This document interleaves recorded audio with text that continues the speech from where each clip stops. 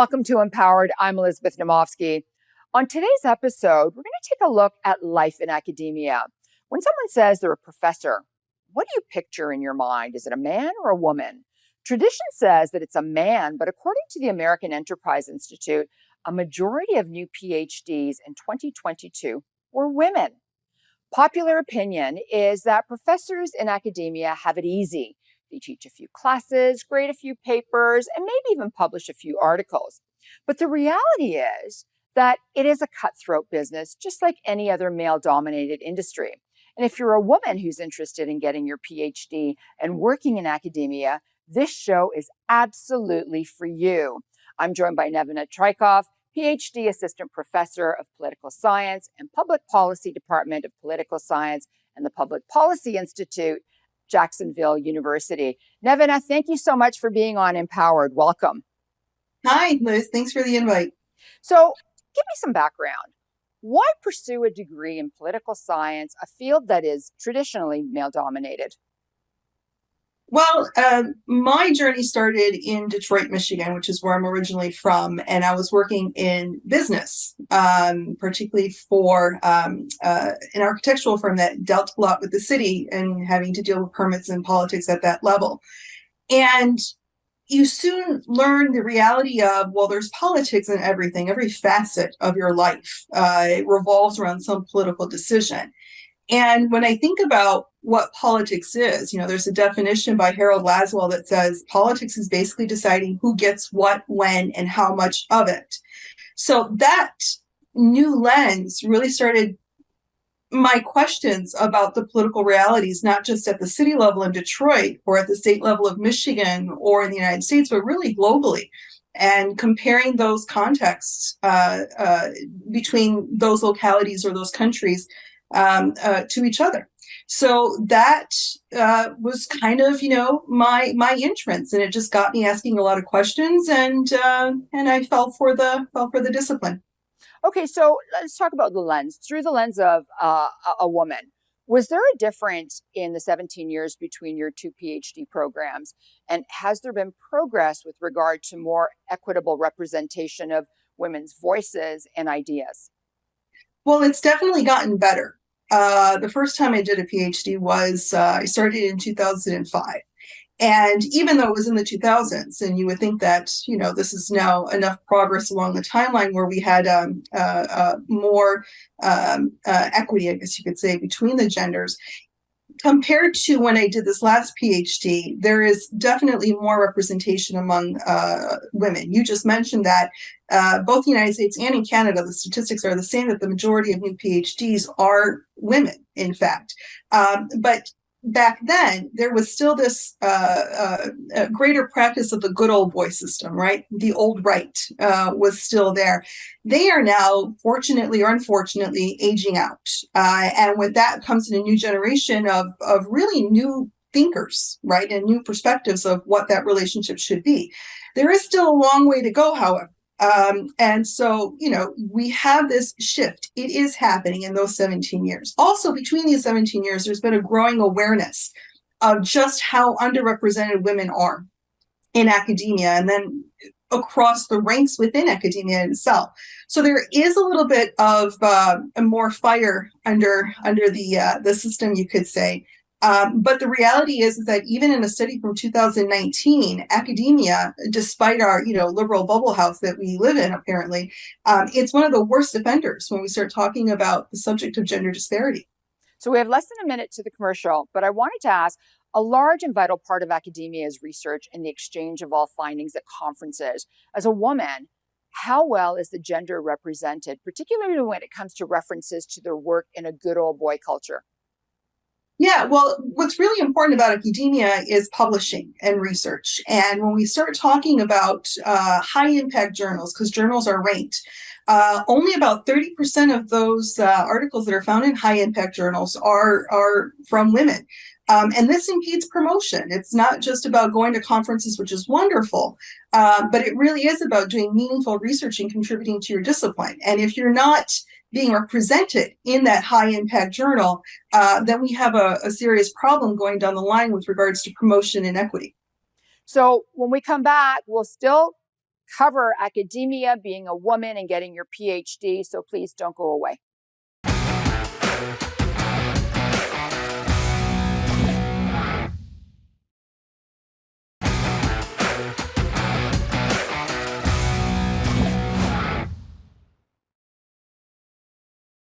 Welcome back to Empowered. I'm Elizabeth Naumovski. Today's episode, we're discussing getting your PhD and working in academia. So Nevena, before we went to the commercial break, we were talking about, the PhDs. Post-PhD, what did you find the job market to be like? It seems that if publishing and research determines your competitiveness as a candidate, but you still have lingering chauvinism in this field where there are particular challenges despite your merits. Yeah, for me, the situation was a little bit luckier because I spent 17 years in academia beforehand. So I had a beefed up CV compared to somebody else I was competing with. Having said that, the reality is that if you don't have publications, if you don't have some type of credential that beefs up your CV, it's going to be very difficult for you to find a position. As you know, same thing in Canada as in the United States. That rare, animal that shows up that's a tenure track position, which eventually should offer security. Thousands of people sometimes apply for one single position. So you can imagine what that competition looks like. And if we already have an underrepresentation in the journals, and that then dictates how competitive you are, it can be extremely difficult. So it's a catch-22 for women. Also, there's a conditioning of women with regard to self-doubt and insecurities. Now, granted, in Canada, it's a little bit different because the Canadian universities, whether it's private or public, there's a little bit more equality between the rigor and the education. And in Canada, frankly, you have unions at the universities. Where here, particularly in Florida, where I'm at, that's kind of a no subject, and the stability of tenure here doesn't exist. Whereas in Canada, it's a much more secure profession. Okay, so you just mentioned tenure. Once you land that elusive to most job as a tenure track professor, is the gender disparity any different, or have you noticed that some gender roles assigned by society transfer and persist when it comes to tasks, assignments, and pay? Well, it is, again, once you're in the job, you do see disparities. There was a great Canadian study a couple of years ago from the Higher Education Quality Council of Ontario that does show that some odd phenomena do happen on campuses, particularly one called cultural taxation, where women are asked to do more service work than men. Now, this may sound wonderful because service is a part of our evaluation for tenure and promotion. But then the reality becomes is that if women are disproportionately being asked to do service work, that leaves men with more time to do research. And again, promotion is all based on publications and research. So this is still another translation, we can say, of these stereotypes and gender roles as we even move into academia after it's already been difficult to get a job in academia. Now, you mentioned politics earlier. Many academics transfer to or also work in politics. As a woman, what are the challenges you see here for females who want to work in consulting? Yeah, this is a really interesting area as well. I do consulting, and I've done consulting in Michigan and some here in Florida since I've gotten here. And it is changing, but it is still quite male-dominated. And amongst women, there are many anecdotes and stories and articles written about that disparity as well. The Wire, 2021 article in The Wire said it was difficult to break the camaraderie between the men in these circles. And in consulting, it's all about, who networking, dropping names and things of that nature. And word of mouth matters. Also, if a woman does excel, statistics have shown in these studies that there's always these rumors of how a woman succeeds in political consulting, right? From impropriety in relationships to the basis of her looks and attractiveness. And so there's this assumption that if a woman excels, it's due to anything but a hardcore approach to her political knowledge. Politico a few years ago also said that, women rarely run campaigns, particularly here in the United States. And for women, this means that they're losing out on money. Right? So if they're not attractive or if they're not, playing this rumor game, then the question is, how can a woman be successful and take a primary role in consulting without then having to succumb to her reputation. So in the end, you also have a lot of mansplaining, right? And men basically telling women either what their gender prefers politically, demographically, and statistically, but then also, telling a woman that her opinion, not directly, of course, but her opinion is less valued because that camaraderie, that circle of networks is so difficult to get through. Okay, so we're going to discuss more of this when we come back. So please don't go away.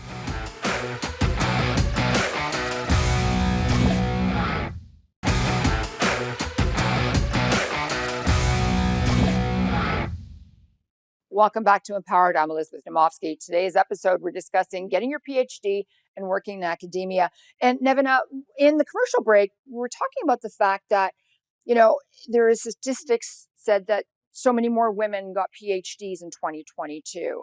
Yet you look at the financial industry, you look at academia, you look at all these male-dominated industries, and there aren't that many women that are actually going and getting those jobs that men have typically had for a very long time. Yeah, there's a phenomenon. I mentioned that Canadian study from the Ontario organization, and they labeled something called the Leaky Pipeline. And that essentially means that women are obtaining the credentials that are necessary to get these jobs and these positions. But once they get into it, they decide to leave, or at least they forego it altogether for a multitude of reasons. Part of it is just the difficulty in obtaining tenure track statistically, right, as a woman or getting promotion as a woman. And the other part is, we can talk about this even more later, but the real personal sacrifices that need to be made for a woman in particular in order to succeed in academia. So financially, do you see that women are valued differently? There's a huge gender pay gap in Canada. A woman makes 87 cents to the dollar that a man makes. This is a field where ideas are monetized. Are women's ideas undercompensated?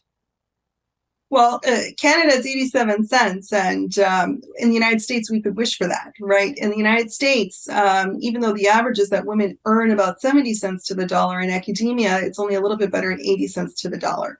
And even more so than, the monetizing of ideas, which is really what academia is, when we look at the statistics, only 44% of tenured professors, I should say tenure track professors, are women. Only 36% of full professors, meaning you've gone through the promotions of professorship, are women. Only 30% of presidents are women, and less than 50% are either department heads or have salaries over $100,000.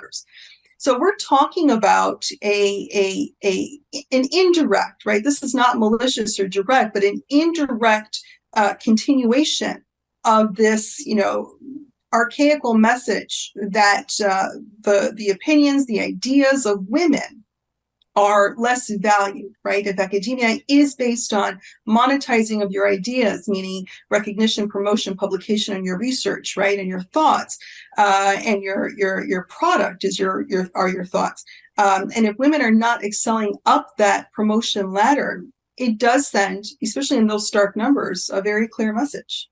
So what advice would you give young women who want to pursue research and academia, particularly in the male-dominated discipline? Well, really, they have to understand that the statistics are against them, and you don't want to approach it through a position of victimhood or anything like that. But just get a lay of the land, the reality of what you're entering into. You have to hustle harder, right? They always tell the young ladies, like, you got to hustle harder. You have to be persistent. You have to stand your ground, because particularly in the older generations, I mean, I'm Generation X, but Gen X and baby boomers, women tend to be a little bit more mousy. It's our conditioning, right?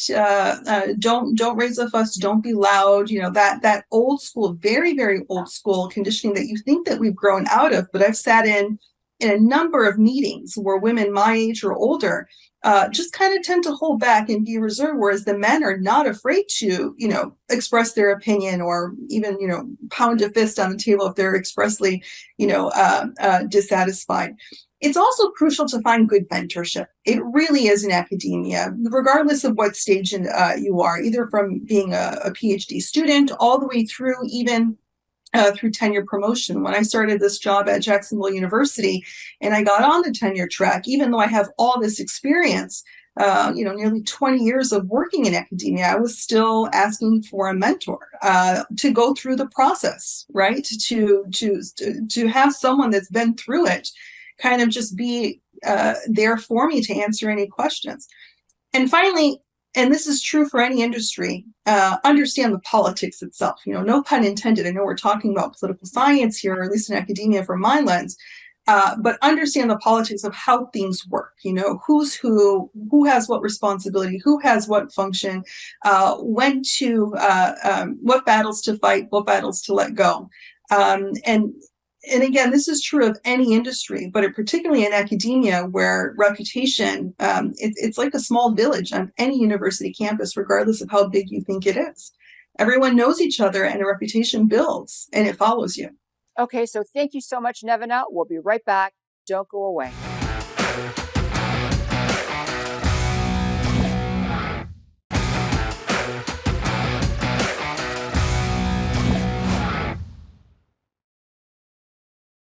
Welcome back to Empowered. I'm Elizabeth Naumovski. On today's episode, we're discussing getting your PhD and working in academia. And today I'm joined by Nevena Trajkov.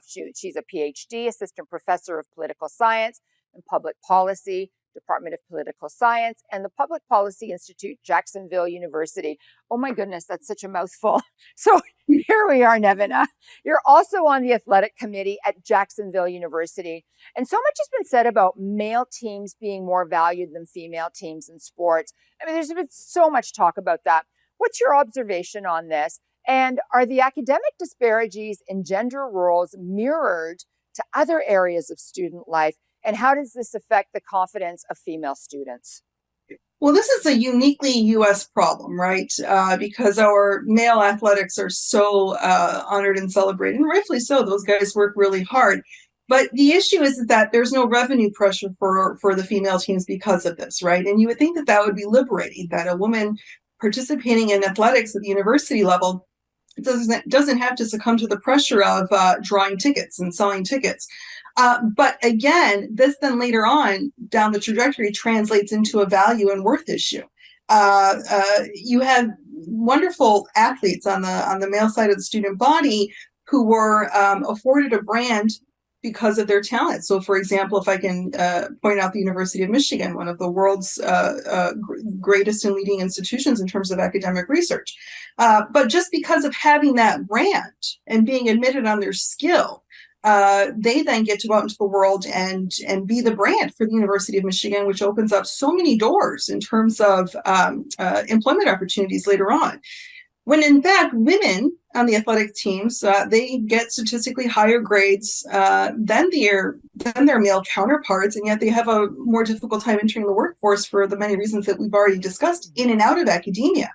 And many of the females can't have this prospect to go on to professional sports, right? The WNBA, even if they go on to something like that, I think the average salary was something around $50,000. And I think we know that the NBA pays infinitely more than that. So on a personal note, I want to talk to you about, what trade-offs do you see that you and your female colleagues had to make in order to succeed? To earn tenure and subsequent promotions that your male colleagues generally don't have to make? Yeah, this is really one of the biggest issues that we have in academia because of cultural issues, really, right? We talked about the Leaky Pipeline. Mm-hmm. We've talked about some other cultural traditions that persist. But many women also succumb to what is called the second shift, meaning that they work during the day, many of us doing service work, but then they are still the primary caregivers and homemakers in their home, or their husbands or male counterparts don't necessarily have that load of responsibility. So many female academics remain unmarried or childless, and the stats have shown that about a third of those women regret that decision. So that trade-off is if you want to succeed in academia, right, you do have to sacrifice basically your personal life. And women, the studies have shown that if a woman has a 6-year-old and is a professor, less than 21% are likely to get tenured. Whereas a male counterpart, that number drops to 16%, right?